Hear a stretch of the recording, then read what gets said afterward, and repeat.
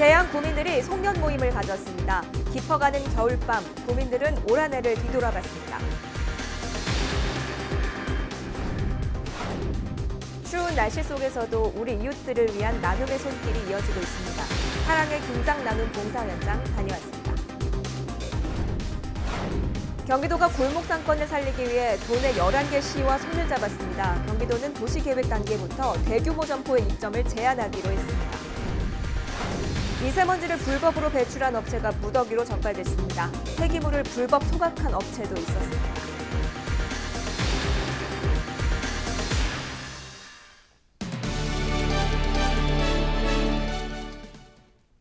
시청자 여러분 안녕하십니까? 헬로티비 뉴스 시작합니다. 오늘의 첫 소식입니다. 여러분은 올 한 해 어떻게 마무리하고 계신가요? 곧 송년 모임도 많아지는 시기인데요.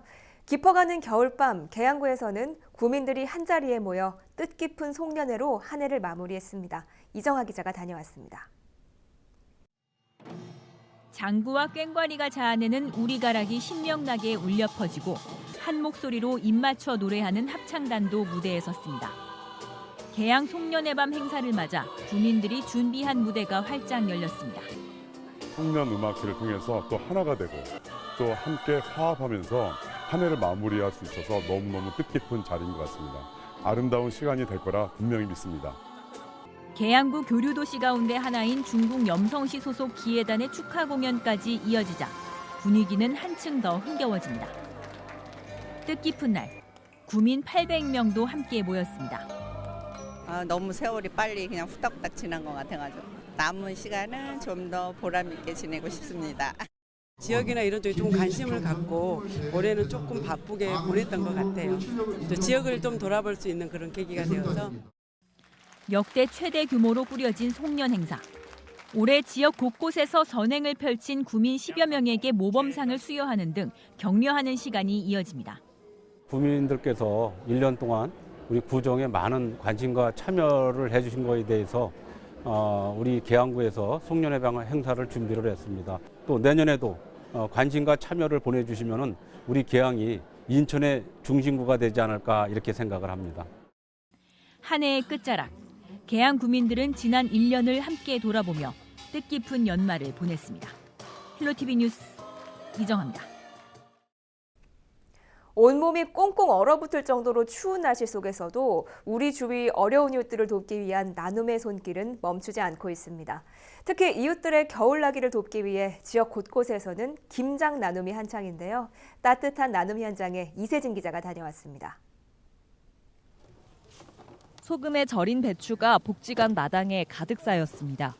분주한 손길들이 배추를 나르자 한쪽에선 앞치마를 두른 양념부대가 바삐 움직입니다. 새하얀 배추 속에 빨간 양념을 가득 채워 넣어 한 포기 한 포기 맛깔스러운 김치를 만듭니다. 오늘 날씨 굉장히 춥다고 그래서 많이 걱정했는데 역시나 그 걱정은 아무것도 아닌 것 같습니다.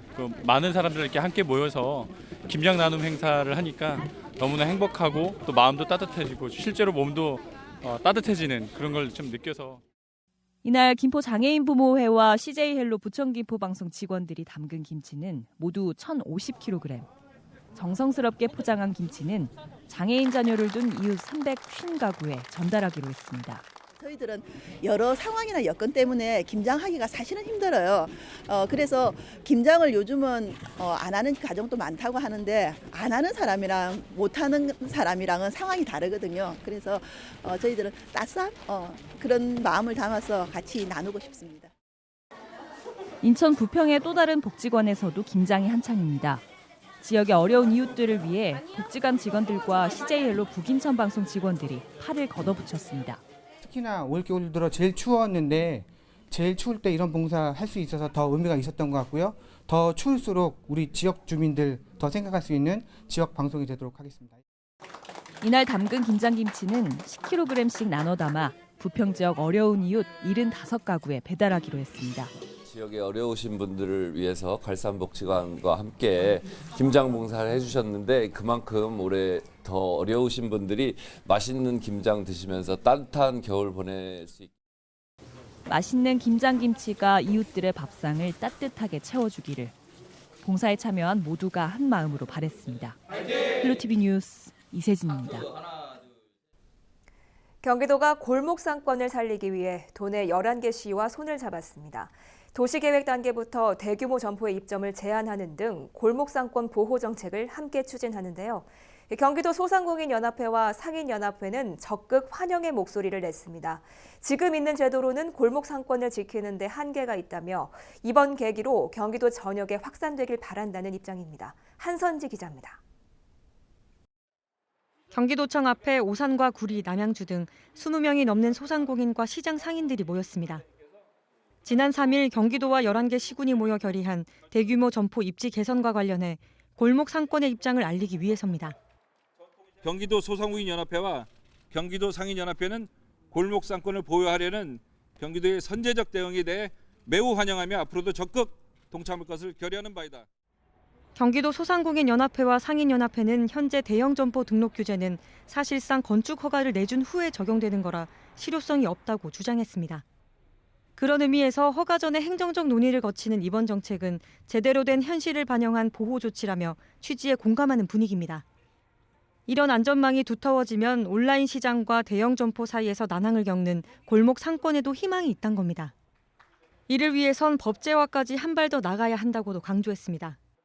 제도화와 또 정책이 같이 맞물려서 간다면은 정말 우리 소상공인이라든지 전통시장 더 장사가 잘 되고 지역 경제 활성화하는 데 많은 도움이 되겠다. 공동연합회 측은 경기도 전역까지 확대될 수 있도록 함께 뜻을 모으겠다고 밝혔습니다. 경기주TV 한선지입니다. 대기오염 방지 시설을 설치하지 않고 미세먼지를 불법으로 배출한 업체가 무더기로 경찰에 적발됐습니다. 경기도 특별사법경찰단은 지난 10월 24일부터 2주 동안 미세먼지 불법 배출 의심 업체 550곳에 대해 수사를 벌여 177곳을 적발했다고 밝혔습니다. 적발 유형은 방진막, 세륜시설 미설치와 방지시설 없이 오염물질 배출, 폐기물 불법 소각과 비산먼지 미신고 등이었습니다. 경찰은 대기 배출시설 신고를 하지 않거나 방지시설 없이 불법 운영할 경우 7년 이하의 징역이나 1억 원 이하의 벌금에 처할 수 있다며 주의를 당부했습니다. 공사장 등에서 미세먼지 저감 조치를 하지 않는 등 그런 불법적인 미세먼지 배출 행위는 국민들께서 안전하게 숨 쉴 수 있는 권리를 침해하는 것입니다. 그리고 건강을 악화시키는, 건강을 위협하는 중대 범죄인 것입니다.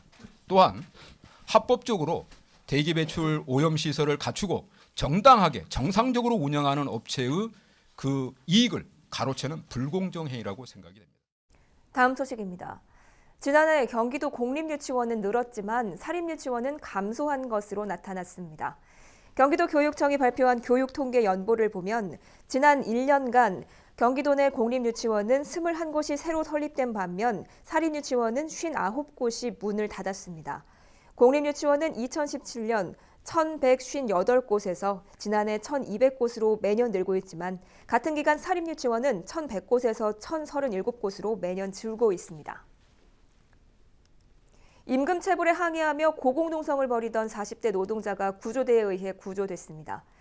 지난 4일 오전 8시 4분쯤 인천시 중구의 공사 중인 한 아파트 옥상에서 40대 남성이 고공농성 중이라는 신고가 소방당국에 접수됐는데요. 남성은 밀린 임금을 줄 것을 요구하며 농성을 벌였던 것으로 알려졌습니다. 출동한 구조대는 에어매트를 설치하고 남성을 설득했습니다. 남성은 약 2시간 30분간의 긴 설득 끝에 스스로 옥상에서 내려왔는데요. 다행히 인명피해는 없었습니다.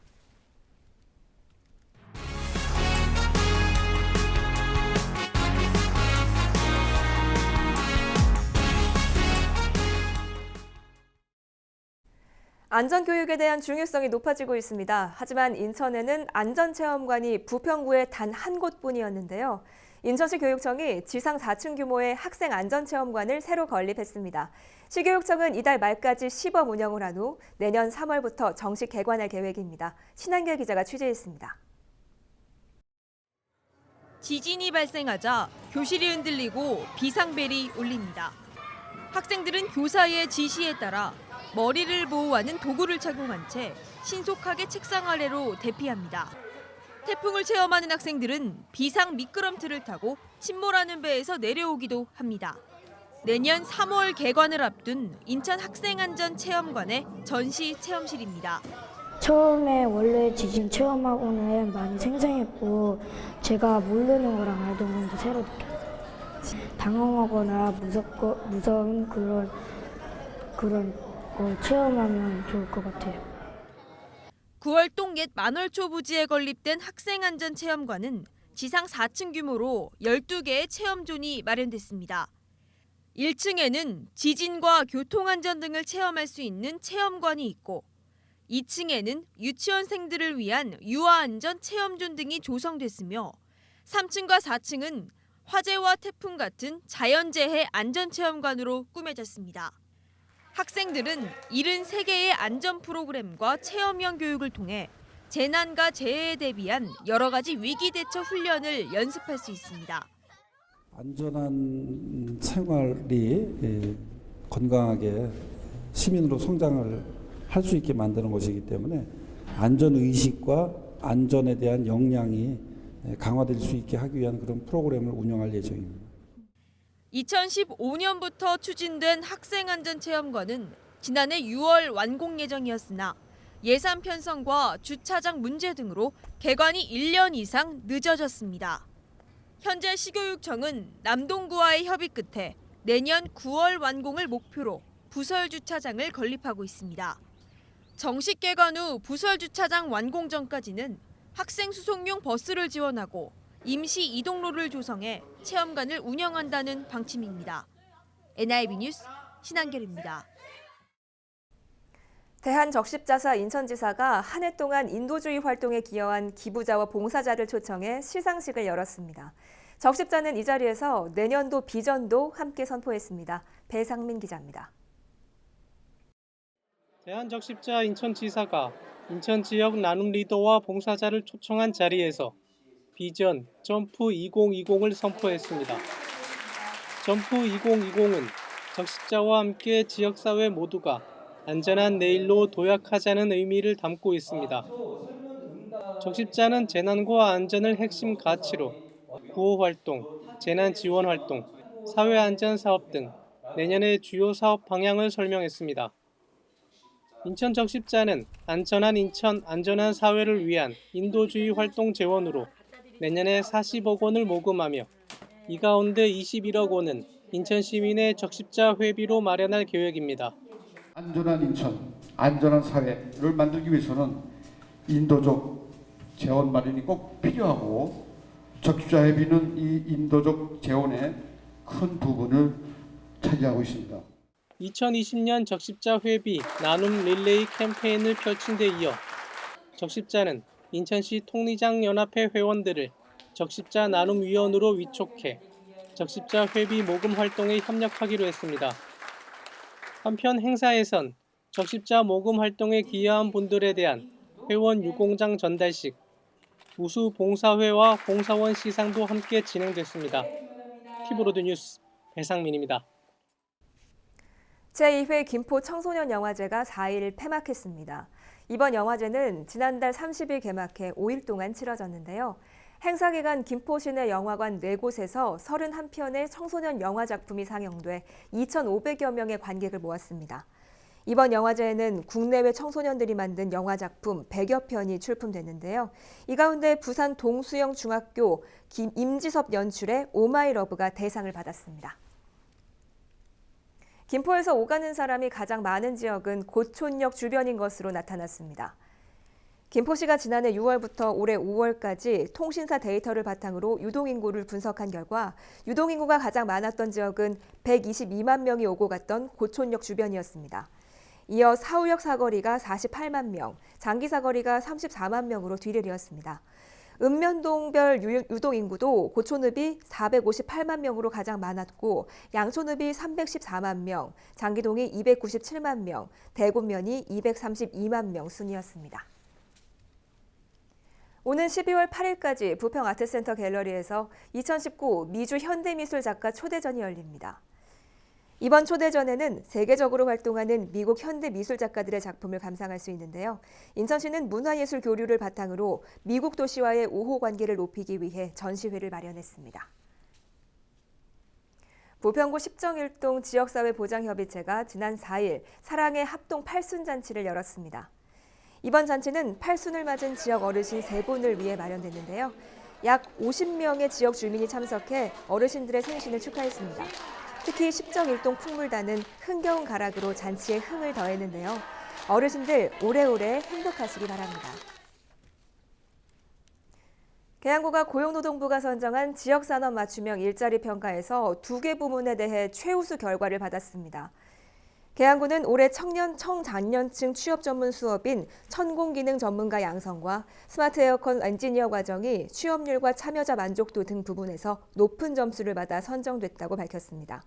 지역산업 맞춤형 일자리 창출은 고용 효과가 클 것으로 판단되는 사업을 선정해 진행하는 고용노동부 공모사업으로 전국 332개 사업 가운데 10%만이 최우수 등급에 선정됩니다. 인천문화재단이 지난 4일 창립 15주년을 맞아 하버파크 호텔에서 기념 행사를 열었습니다. 이날 행사에는 박남춘 인천시장과 재단 관계자 등 약 150여 명이 참석했는데요.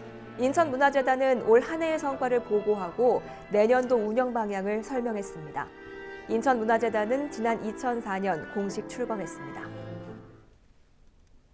그동안 권장사항에 그치던 학교폭력 예방교육이 내년부터는 인천시 내 모든 학교에서 필수적으로 운영될 예정입니다. 인천시 교육청은 교육부가 만든 학교폭력 예방교육인 일명 어울림 프로그램을 학교별로 11시간 이상 운영하게 됐다고 밝혔습니다. 어울림 프로그램은 학생들이 사회 도덕 등 정규 교과와 체험학습 등 비교과 활동에서 공감과 소통, 존중 역량 등을 스스로 개발할 수 있도록 만들어졌습니다. 부천시가 노인 일자리 취업 희망자를 모집합니다. 부천시는 오는 13일까지 내년 노인 일자리 사업에 참여할 시민 5,130명을 모집한다고 밝혔습니다.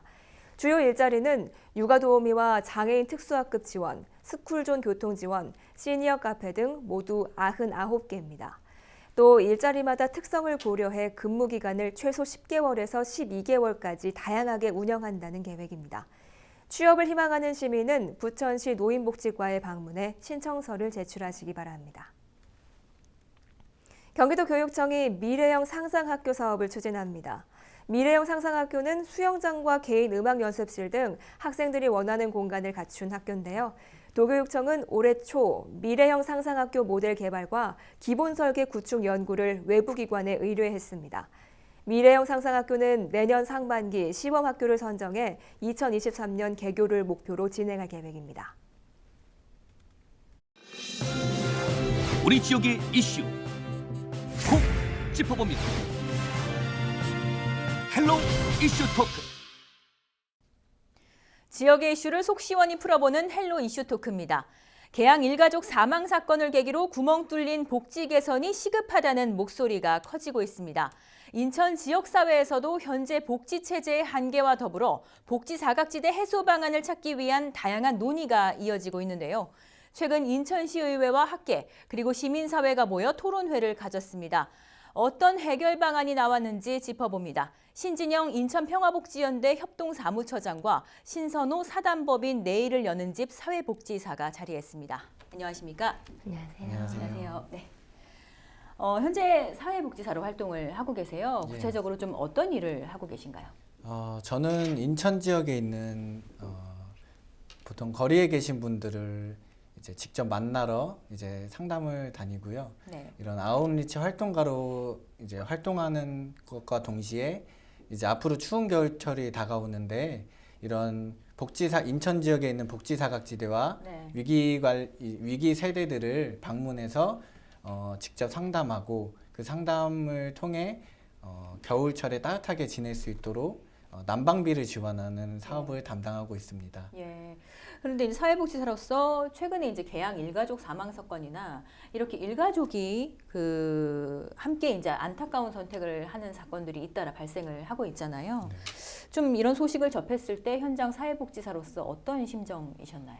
최근 지역을 불문하고 이런 생활고로 인한 일가족 사망하는 이런 보도 자료를 자주 접하게 되는데요. 네. 이런 소식을 들을 때마다 사실 비통하고 사회복지사로서 다시 한 번 더 되돌아보는 계기를 갖는데요. 사회복지사로서 지역사회에 있는 지금 현존하고 있는 이런 복지 서비스를 조금 더 홍보하면 그분들이 그렇게 생활고에 시달렸을까라는 생각과 안타까운 마음과 더불어 이런 복직 사각지대에 놓인 이런 분들이 신청주의 제도로 인해서 자신이 스스로 빈곤을 이렇게 증명하지 않는다면 이렇게 국가로부터 지원을 받지 못하는 현재 사회복지 제도에 대해서 한계점을 느꼈습니다. 예, 말씀 잘 해주셨는데요. 사실 이 계양 일가족 사망 사건이 사회적으로 큰 파장을 몰고 왔습니다. 지난 3일에는 이 복지 사각지대 개선점과 또 대책을 논의하기 위한 토론회가 열렸다고 하는데요. 이 자리에서 어떤 이야기들이 좀 거론이 됐나요? 네. 지난 2014년에 송파 세모녀 사건 기억하실 거예요. 온 국민이 빈곤에 대해서 생각해 볼 수 있는 충격적인 사건이었고 파장이 컸는데요. 그 후에 기초생활보장법과 긴급복지지원법이 개정이 되었어요. 그리고 사회보장급여법이라고 하는 법률이 새로 개정되는 등 좀 복지제도가 개선이 좀 많이 되었지만 올해만 들어서도 또 그 서울에서 탈북 모자가 아사로 추정되는 사망 사건이 발생하였고 대전도 의정부도 그리고 이제 계양구에서 지난달에 일가족 자살 사건이 발생하였잖아요. 그래서 왜 이런 비극이 계속 발생하고 있는지 그리고 제도를 계속 개선한다고 하는데 왜 끊기지 않는 것인지에 대해서 함께 모여서 좀 원인을 진단해보고 해법을 찾아보고자 저희 평화복지연대 사회복지위원회랑 인천광역시의회 그리고 인천복지단이 함께 토론회를 개최하게 되었습니다. 네, 정말 이게 곳곳에서 발생을 하다 보니까 사회에 아주 그런 문제로 떠오르고 있는데 계양 일가족 사망 사건의 경우에는 기초생활급여를 받고 있었다는 점에서 기존의 이런 사고들과 좀 다릅니다. 좀 왜 이런 문제가 발생했다고 보십니까? 그 가족에 대한 지원 과정에서 여러 가지 문제가 섞여 있습니다. 그래서 우선은 말씀하신 대로 어머니가 그 직업을 잃게 되면서 긴급복지 지원을 3개월 이용하였는데 그 이후에 생계급여로 이어지지 못하고 주거급여만 받고 있었어요. 이분 가족이 저소득 한부모 가족이었기 때문에 긴급지원 후에 사후관리제도만 제대로 작용이 됐더라도 안타까운 사건을 막을 수 있지 않았을까 싶고요. 그리고 그 과정에 부양의무자 제도 끊임없이 문제 제기되는 부양의무자 제도도 속에 숨어 있었고 앞서 사회복지사 선생님이 얘기해 주신 신청주의 본인이 그거를 증명해야 되는 부분들이 들어 있었고요.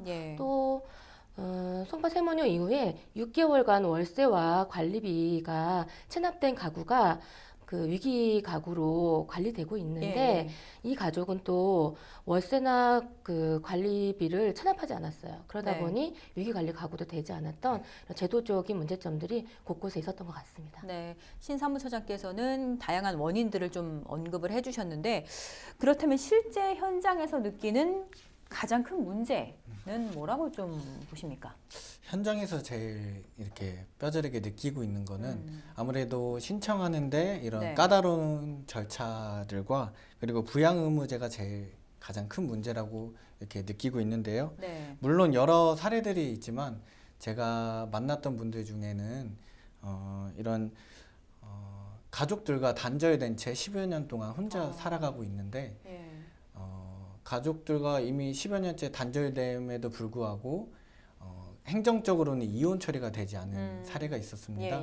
그래서 그분은 현재 처해진 상황을 놓고 상담을 진행하다 보면 분명히 이런 지원을 받아야 됨에도 불구하고 신청조차 할 수 있는 이런 가족에 대한 가족 구성원에 대한 이런 소득과 이런 문제로 인해서 아예 신청조차 할 수 없다는 이런 자격이 있어서 또 있었고요.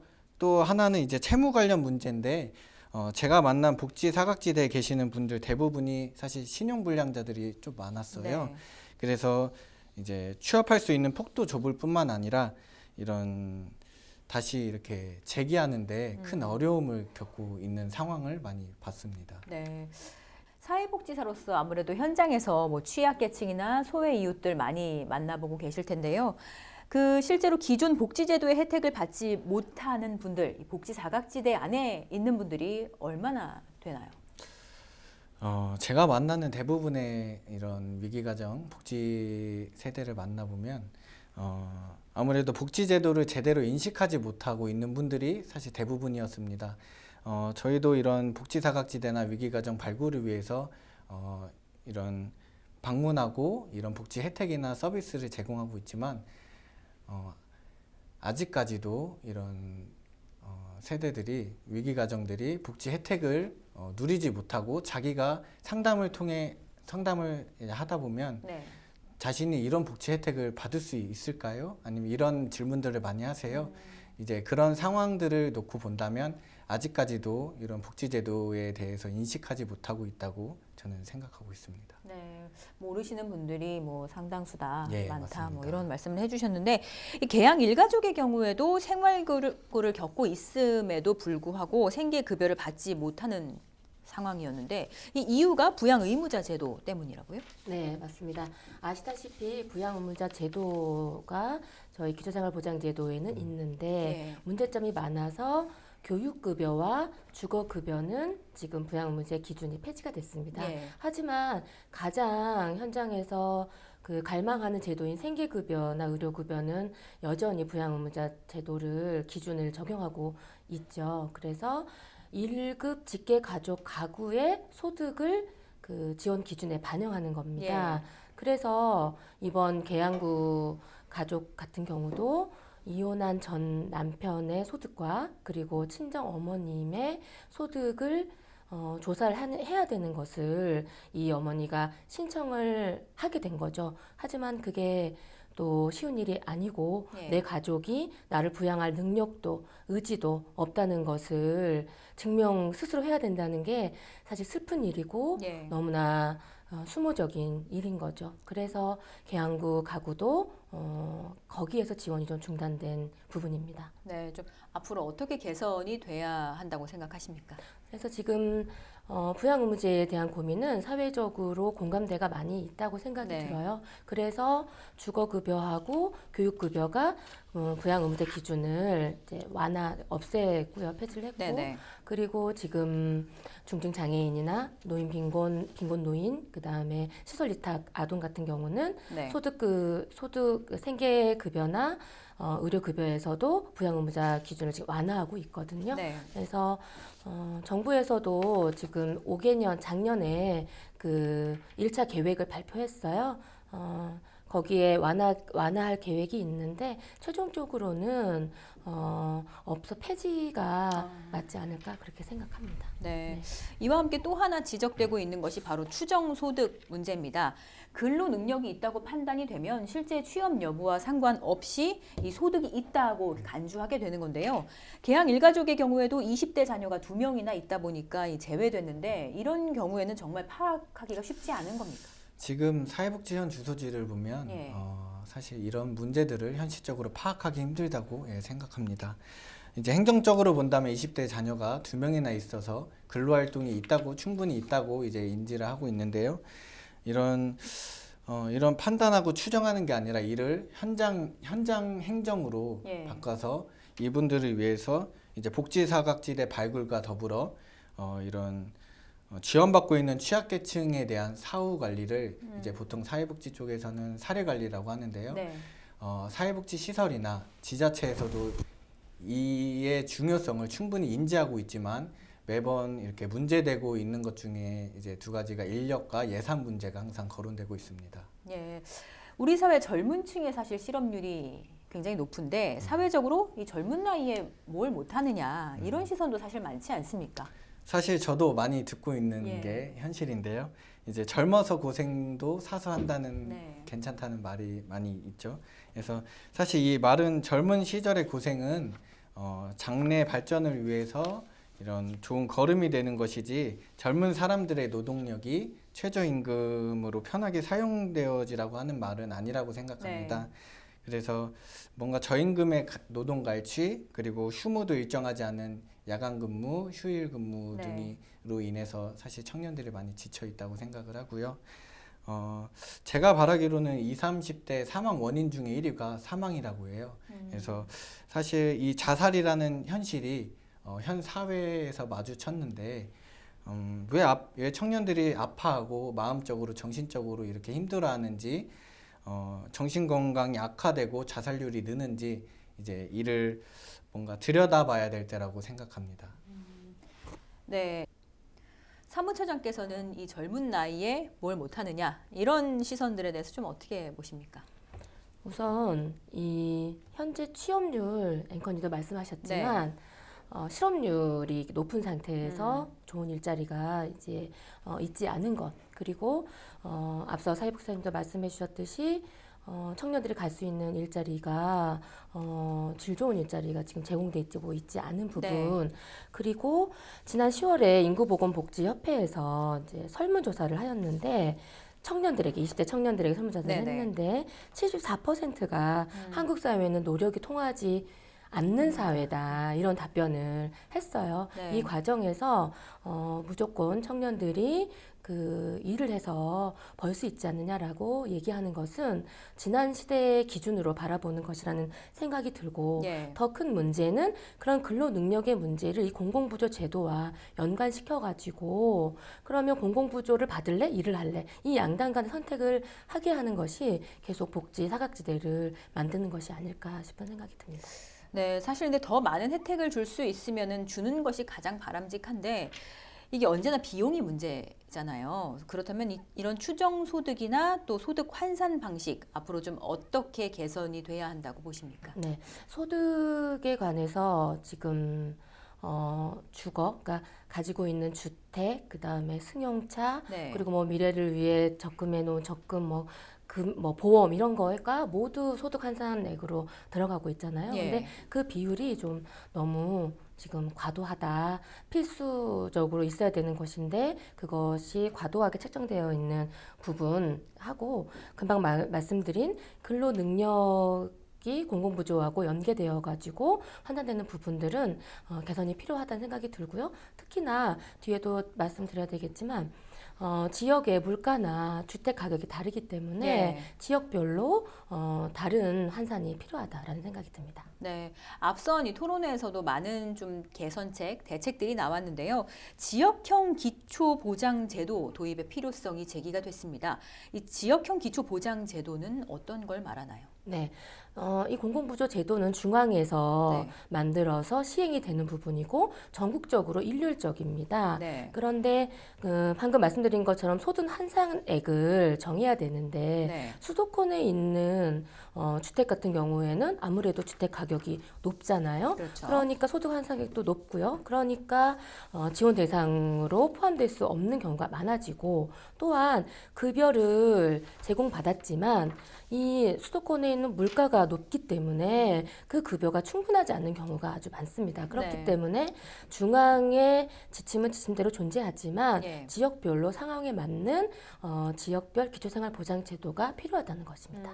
지역별 상황에 맞는 대책이 필요하다고 말씀을 해주셨는데 그렇다면 인천의 경우에는 어떤 문제가 가장 시급하다고 보십니까? 네, 현재는 요번에도 그 기사에서 언급되는 걸 보셨을 텐데 2017년도부터 SOS 복지안전벨트 사업을 시행하고 있어요.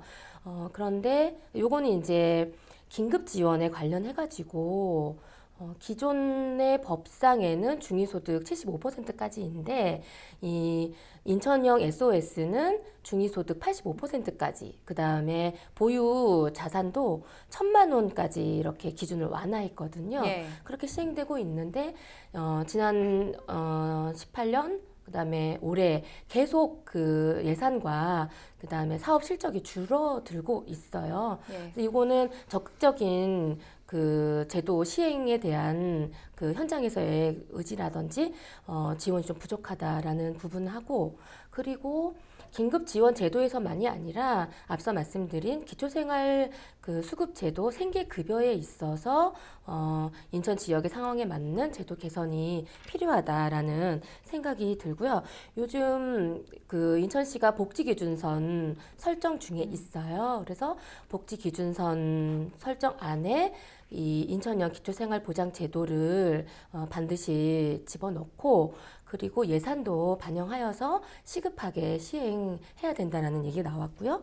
또 그 인력이 부족하다는 얘기 많이 하는데 저희가 민간의 복지기관 역할도 필요하거든요. 네. 근데 복지관 같은 경우 인천이 20개인데요. 같은 인구 규모인 부산에 비하면 절반도 안 되고 네. 서울은 저희 6배 정도의 복지관이 있습니다. 그래서 그런 부분도 해소가 돼야 될 것이고 네. 또 그 민간과의 연계도 중요하고요. 인천시의 사회복지 전담 공무원도 확충이 필요합니다.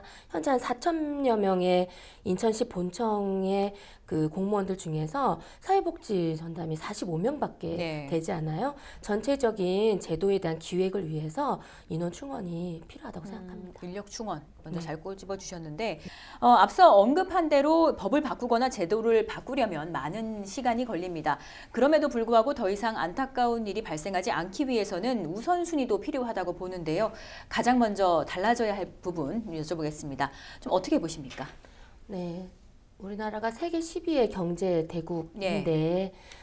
자살률은 OECD국 중에서 몇 년째 1위를 지금 고수하고 있지 않습니까?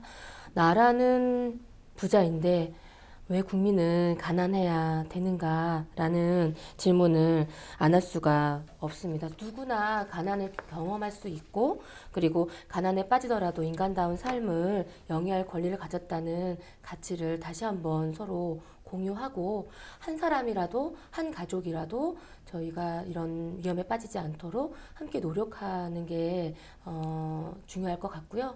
앞서 말하셨던 민과 간의 협력이 실제 현장에서는 아주 잘 되고 있지는 않습니다. 그 네. 방안을 조금 더 모색하는 공론회장을 많이 만들어야 될 것 같습니다.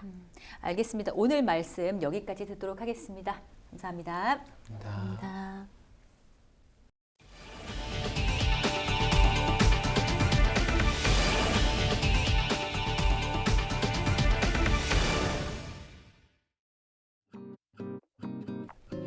날씨 알아보겠습니다.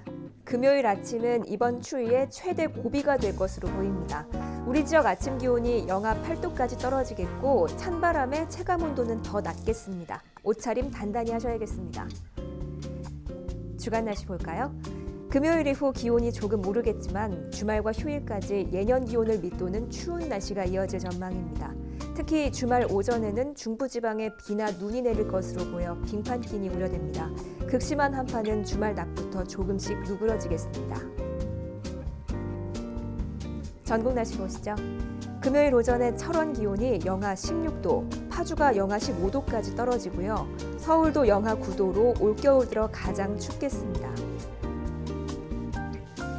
우리 지역 바다 날씨 보시죠. 서해상 하늘 대체로 맑겠고요. 파고는 1m까지 잔잔하게 일겠습니다. 이제는 본격적으로 겨울 추위에 단단히 대비를 해주셔야 합니다. 앞으로 나날이 추워지는 만큼 계속해서 건강관리 잘 해주셔야겠습니다.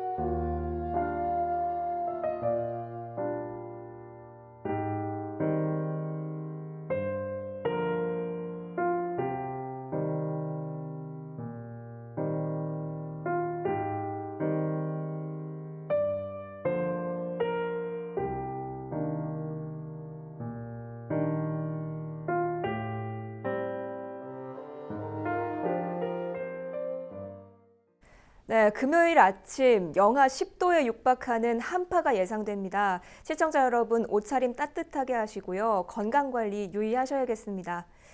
오늘 준비한 소식은 여기까지입니다. 저희는 언제나 지역 주민 여러분 곁에 있겠습니다. 시청해주신 여러분 고맙습니다.